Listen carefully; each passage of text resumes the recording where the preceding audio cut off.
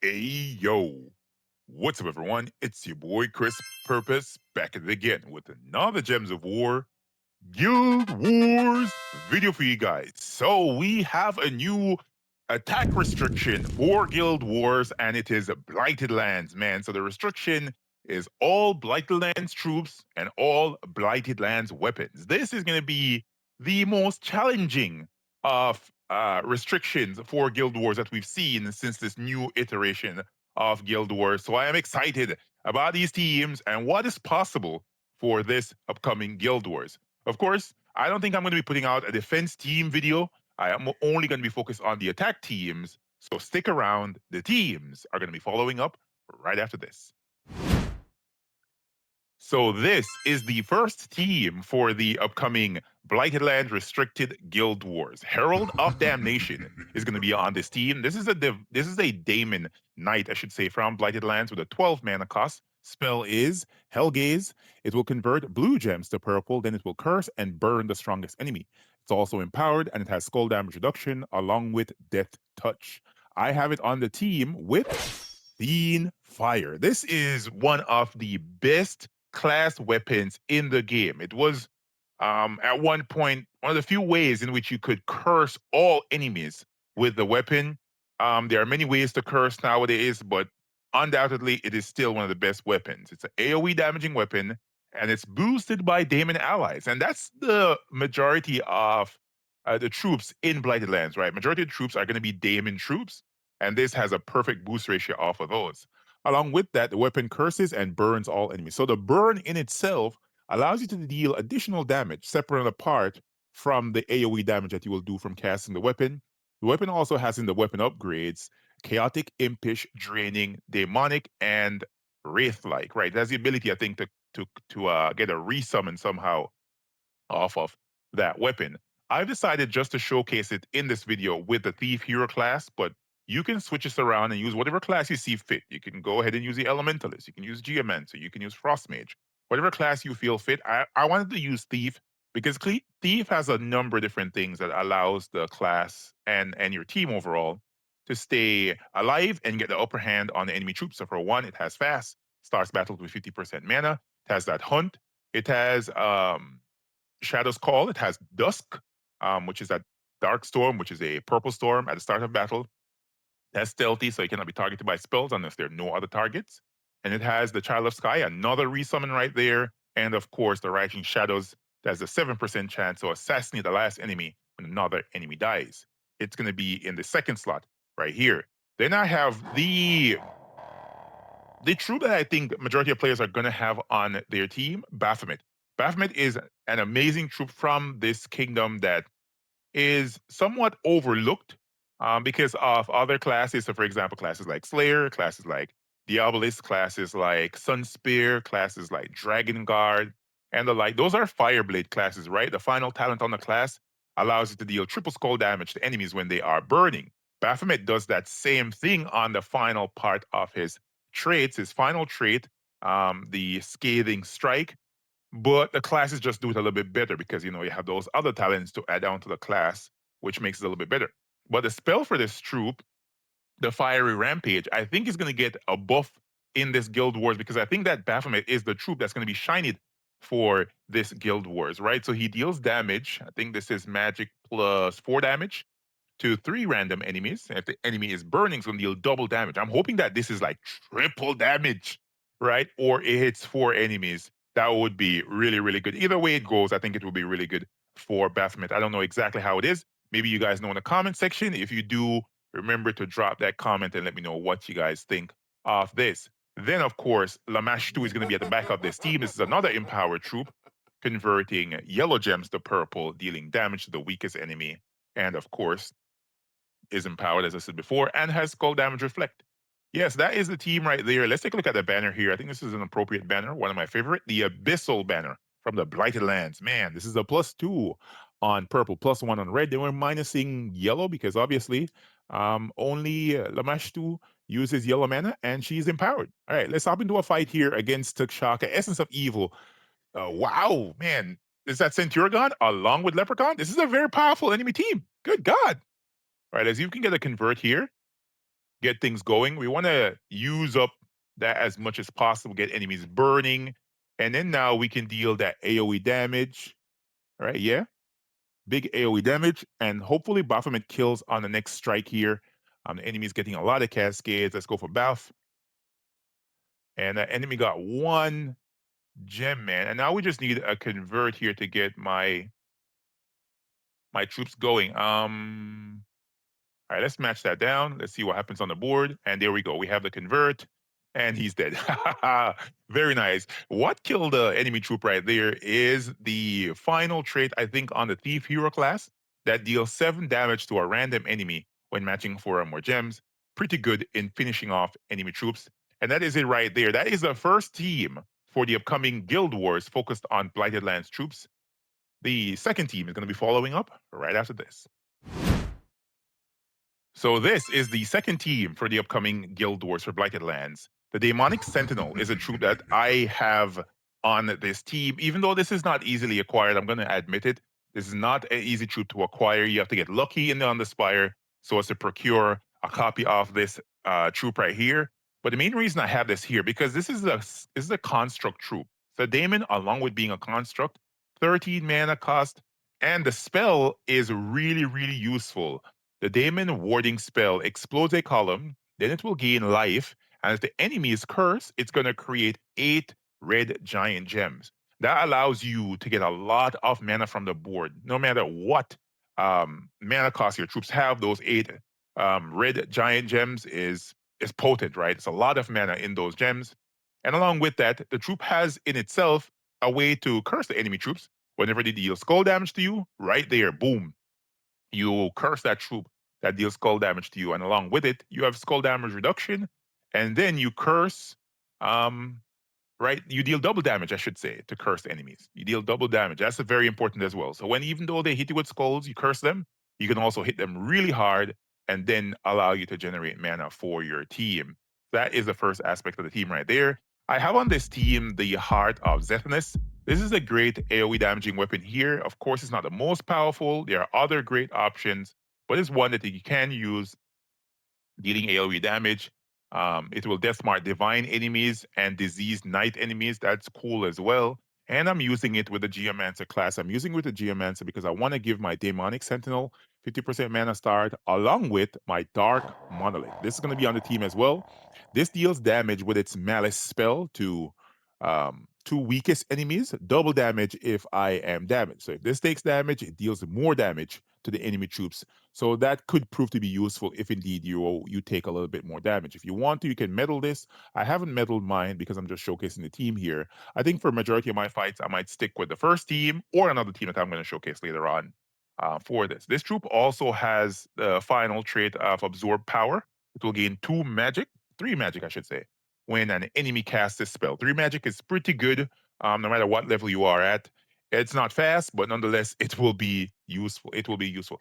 As a matter of fact, let me go ahead and medal this. Let me medal this. Since I'm showcasing the team, and I might have some medals here, I'm just going to go ahead and medal it. Might as well. Might as well. Since I'm showcasing the team, I should medal this. All right, so yeah, that is the Dark Monolith, and then followed up on the team. Ashtaroth is going to be here as well. This is one of the few troops from that kingdom that does AoE damage, damage to all enemies, boosted by Demonic Portal gems. Not the best gem to have on the board, to be honest. It can backfire, but if it needs to be there, it needs to be there. And if it's all you have, it's all you have. You need to use it, right?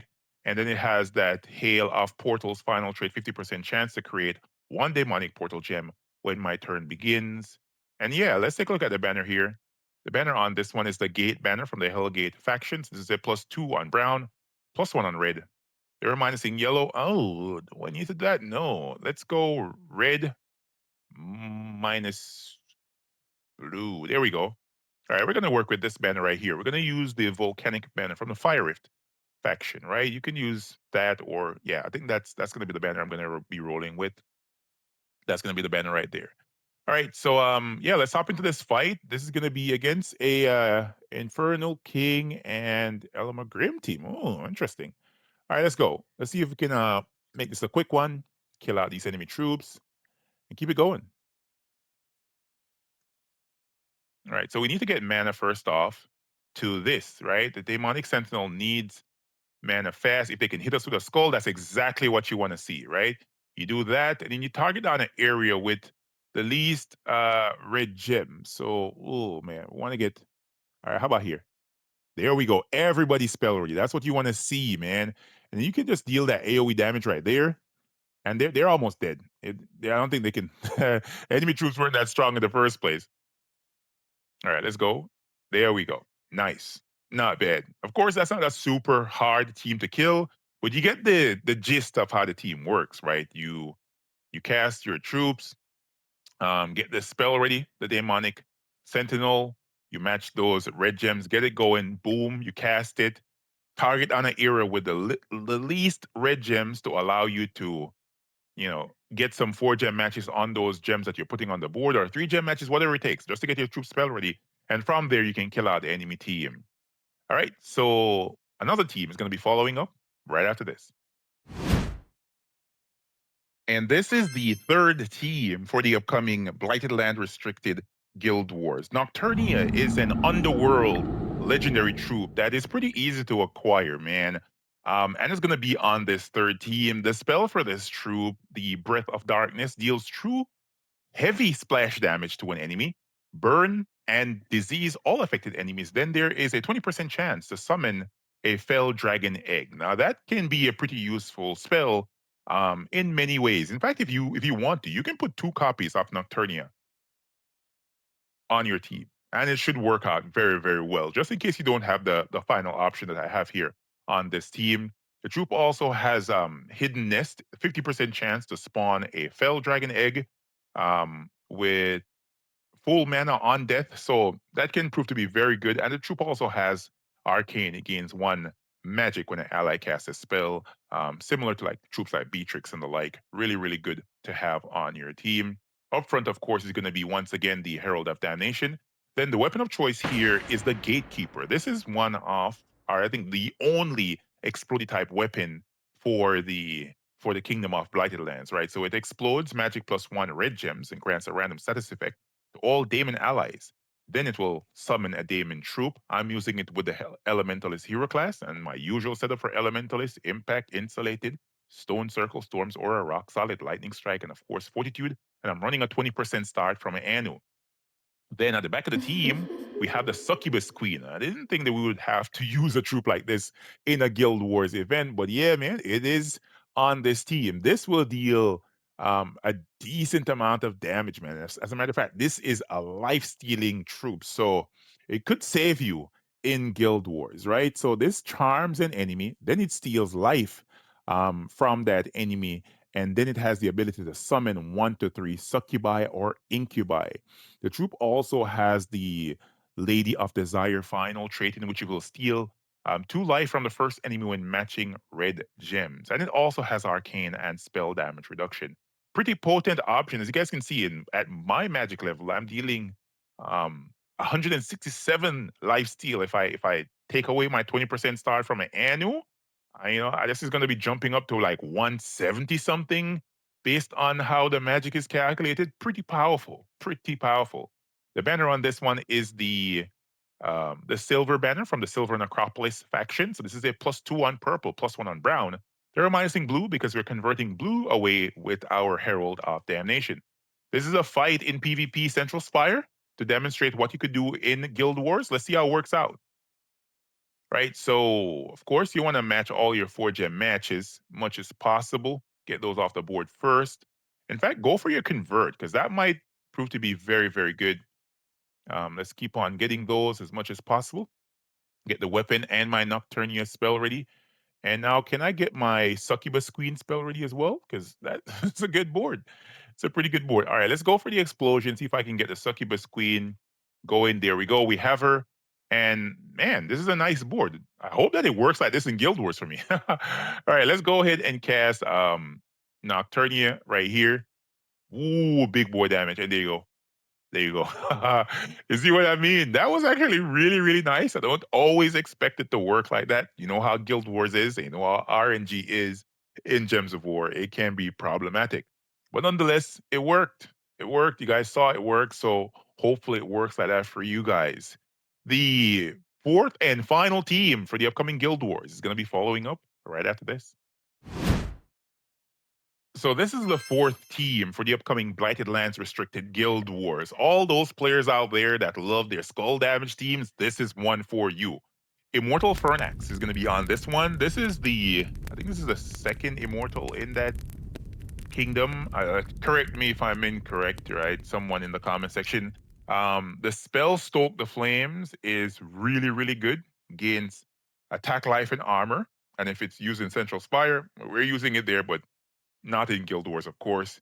It will explode 5 red gems. It could be really, really good for that restriction, but if indeed you don't have that, you still have the ability to gain that additional life, attack, and armor, which is very, very good. I think it explodes the red gems regardless if it uses Central Spire. It just deals double if it is in Central Spire. Um, the troop also is invulnerable because it's an immortal troop, and along with that, it has a 10% chance to consume or devour the first enemy on skull damage. So right there, you could get very lucky and just end up hitting one of those enemy troops with skulls and munching on that bad boy. And it has 50% skull damage reduction. Wow, very potent troop.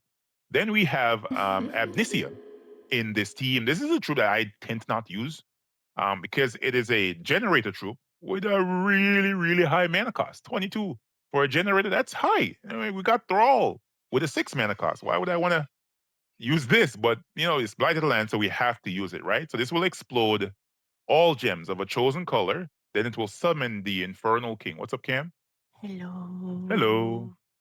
So yeah, this is going to be very, very good for generating mana for your team, and it also has some decent setup for its traits. Then we have the weapon for Immortal Fernax on this one, this is the Fernax's Flail, right? This allows you to create a lot of skulls, man, 8 to 12 skulls, and if Immortal Fernax is in your team, then it will convert 4 yellow gems to Doom Skulls, right? Pretty powerful weapon here. I wish I had it leveled all the way up to see what it does for the final talents on the weapon, but nonetheless, it's fine.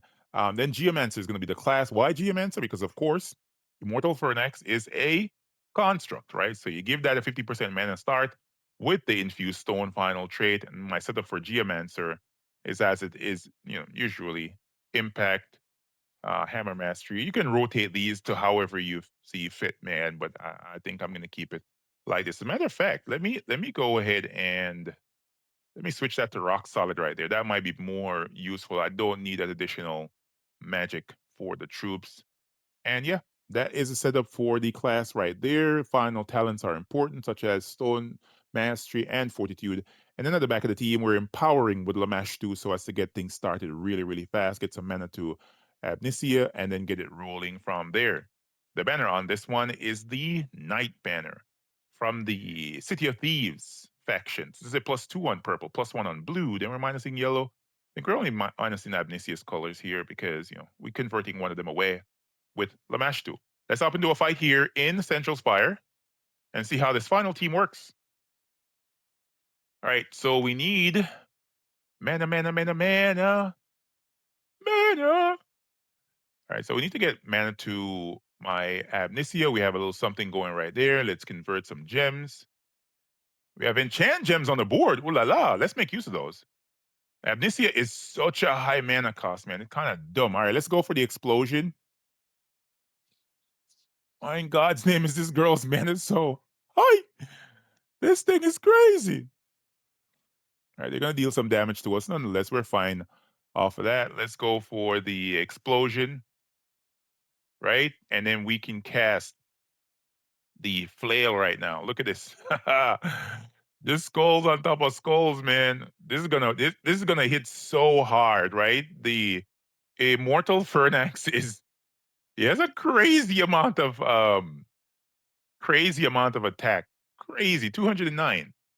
Right? And let's go for the explosion again. And we need to get that we need to get that ooh, that bad boy hit. What is this? Black Man. Oh, this is the troop from the PvP shop. Not bad. His damage is boosted by my ooh, this is if that hit Immortal Fernax. That would have taken him out of the game. That would have been crazy. All right, let's explode these. See what we can do here. Of course, it's going to be pretty slow because, skulls are not the fastest. You need to explode the board, so you end up taking away some of those skulls. But nonetheless, you can make it work. Let's get some mana here to the weapon. Let's cast it. Oh, we got a devour. Huh? Very good. We got a devour. Oh, we lost a troop though. Ooh. But we got a devour. That's exactly what we're looking for. That can happen in Guild Wars, so keep that in mind. It is a possibility. Let's go for the explosion once again. Forgot about the weapon. Let's go for the explosion here. Let's explode purple. And we got a troop back on the board. And then now let's see if we can kill him out because we have a lot of attack now. Crazy amount of attack. The thing though, the enemy team keeps enchanting because of this, right? Immortal Celine just keeps on enchanting over and over again. We just need to hit her once with skulls. One- once with skulls and she's out of here. All right, look at this. We got skulls over here. We got skulls on skulls on skulls. Come, hit me with skulls because you're not going to do nothing. I need to just hit him once now and it's over. All right, P, baby. Man, is that the Thief Hero class? That was summoning bandits out of hoo-ha. So yeah, guys, that is it for the teams. You saw how they worked. They're pretty weird, right? I'll be honest. They're pretty weird, but they will work. As you guys saw, the teams worked, especially this one. Pretty powerful team. The flail along with Immortal Fernax just slaps, man. Immortal Fernax is just like a crazy tank. It just keeps on building attack upon attack upon attack, and then he has life and armor, and it works out really, really well. Hopefully, guys and gals found this video helpful and informative. If you did, remember to hit that like button, comment to let me know what you guys think, and I'll catch y'all next one. Peace.